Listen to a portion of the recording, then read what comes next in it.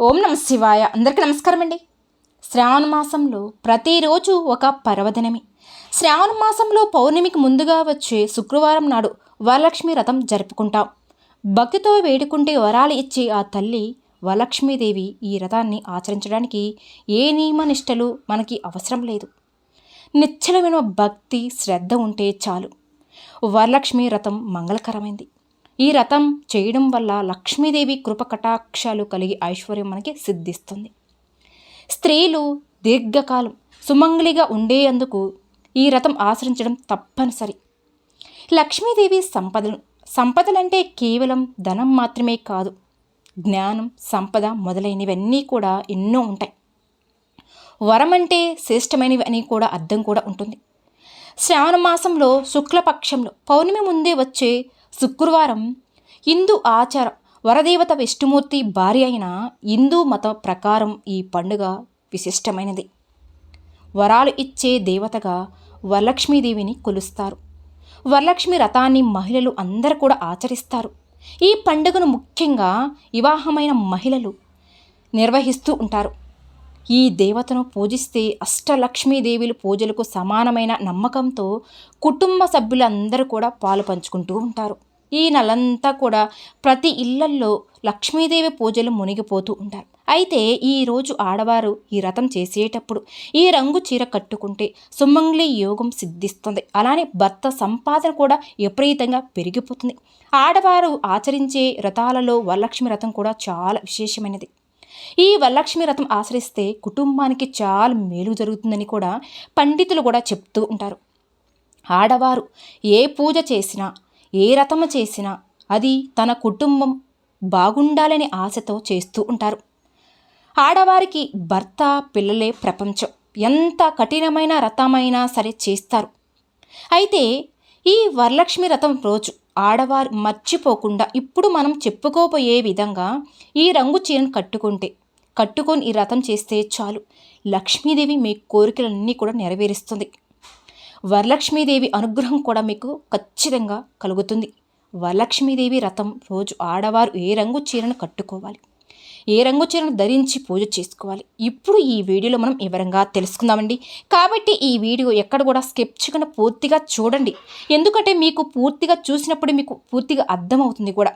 ఇక వరలక్ష్మి వ్రతం రోజు ఆడవారు ఏ రంగు చీరను కట్టుకోవాలో తెలుసుకునే ముందుగా ఈ విన్నతమైన సకల కార్యాలను సిద్ధింపచేసే వరలక్ష్మి వ్రత కథను విందామండి.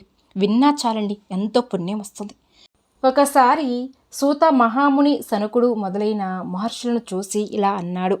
ఓ మునీశ్వర్లారా, స్త్రీలకు సర్వ సౌభాగ్యములు కలుగడం వ్రతం ఒకటి పూర్వము శివుడు పార్వతీదేవికి చెప్పాడు. దాని గురించి చెప్తాను వినండి అని ఇలా చెప్తాడు. ఒకరోజు కైలాస పర్వతన శివుడు తన సింహాసనం మీద కూర్చుని ఉండగా పార్వతీదేవి ఆయనను సమీపించి, దేవా, లోకంలో స్త్రీలు ఏ వ్రతం చేస్తే సర్వ సౌభాగ్యములు, పుత్రులను కలిగి సుఖ సంతోషాలతో ఉంటారు, అటువంటి వ్రతం ఏదైనా ఉంటే చెప్పండి అని అడుగుతుంది. దానికి పరమేశ్వరుడు, ఓ దేవి, స్త్రీలకు పుత్రప్రాప్తిని, సంపదలకు ఇచ్చే వ్రతం ఒకటి ఉంది. దాని పేరే వరలక్ష్మీ వ్రతం. ఆ వ్రతమును శ్రావణ మాసంలో శుక్లపక్ష పౌర్ణమికి ముందుగా వచ్చే శుక్రవారం రోజున చేయవలను అని చెప్తాడు.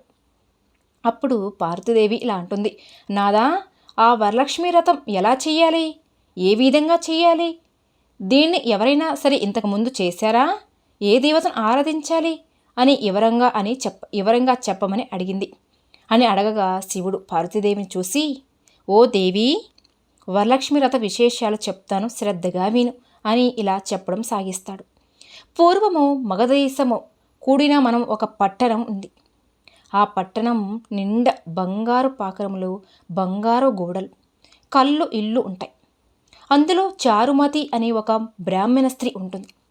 ఆమె ప్రత్యక్ష దైవంగా భావించి తెల్లవారుజామునే నిద్రలేస్తూ స్నానం చేసి ప్రతి దేవుణ్ణి పుష్పాలతో కొలిచి ఆ తర్వాత అత్తామామలకు అవసరమైన అనేక సేవలు చేసి ఇంటి పనులన్నీ కూడా చక్కగా ఓర్పుతో నేర్పుతో చేసుకుండేది.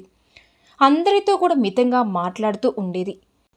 గయ్యాలుగా కాకుండా ఇంత అనుకువగా ఉన్న ఆ మహాప్రతివతను చూసి శ్రీ మహాలక్ష్మికి ఆమె మీద అనుగ్రహం కలుగుతుంది.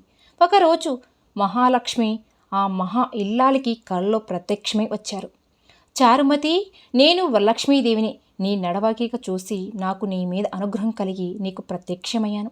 శ్రావణ మాసంలో శుక్లపక్ష పౌర్ణమికి ముందుగా వచ్చే శుక్రవారం రోజున నువ్వు నన్ను పూజిస్తే నీకు కోరిన వరాలిస్తాను అని చెప్పి అలా ప్రత్యక్షమై అమ్మవారిని చూసి ఎంతో మురిసిపోతూ ఉన్న చారుమతీదేవి కల్లోనే వరలక్ష్మీదేవికి ప్రత్యక్షంగా నమస్కారాలు చేస్తూ అనేక విధాలుగా స్తోత్రాలు చేస్తూ, ఆ జగన్మగిని నీ కటాక్షాలు కలిగితే జననీ ధన్యవరాలు అవుతున్నాను, సకల సంపన్నులు అవుతారు, నేను పూర్వజన్మలో చేసిన పుణ్యఫలము నీ దర్శనం నాకు దక్కింది అని చారుమతీదేవి అనగా లక్ష్మీదేవి ఎంతో సంతోషపడి అదృశ్యమవుతుంది. చారుమతి లేచి చూడగా వరలక్ష్మీదేవి కనపడట్లేదు. అప్పుడు ఏమైంది తనను కళ అని వెంటనే భర్తను అత్తామామను లేపి చెప్పగానే వాళ్ళు కూడా ఎంతో కూడా సంతోషిస్తారు. నువ్వు తప్పకుండా ఆ రథం చెయ్యి అని అంటారు. చుట్టుపక్కల ఉన్న వారందరికి కూడా స్త్రీలకు కూడా ఈ విషయం చెప్తుంది. వాళ్ళు మరియు చారుమతి ఎంతో ఉద్రగడంతో శ్రావణ మాసం ఎప్పుడు వస్తుందా అని ఎదురు చూస్తూ సాగుతారు. వారు ఎంతో ఎదురుచూసిన పౌర్ణమి ముందే శుక్రవారం రానే వచ్చింది. ఈరోజు వరలక్ష్మీదేవి చెప్పిన రోజుని ఎంతో ఉత్సాహంతో సంతోషంతో చారుమతి మొదలగు స్త్రీలందరూ కూడా పూజలకు సిద్ధమయ్యారు. పట్టుబట్టలను కట్టుకున్నారు. అక్కడ ఒక ప్రదేశంలో గోమయంతో అలికారు. ఒక మండపంని కూడా ఏర్పాటు చేసుకున్నారు. దాని మీద ఒక ఆసనం వేశారు. ఆసనం పైన కొత్త బియ్యం పోసి మరి సిగుళ్ళు మామిడాకుల అలంకరణతో కలశం ఏర్పాటు చేస్తారు. అందులోకి వరలక్ష్మీదేవి ఆహ్వానం చేశారు. చారుమతి మొదలగు స్త్రీలందరూ కూడా ఎంతో భక్తి శ్రద్ధలతో పూజలు చేశారు. శ్లోకాలతో ధ్యానం చేసి చూడ ప్రచారాల పూజలు చేశారు. 9 సూత్రాలు గల తోరణాన్ని కుడి చేతులకి కట్టుకుంటారు. వరలక్ష్మీదేవికి అనేక రకాలమైన పిండి వంటలను చేసి నైవేద్యంగా పెట్టారు.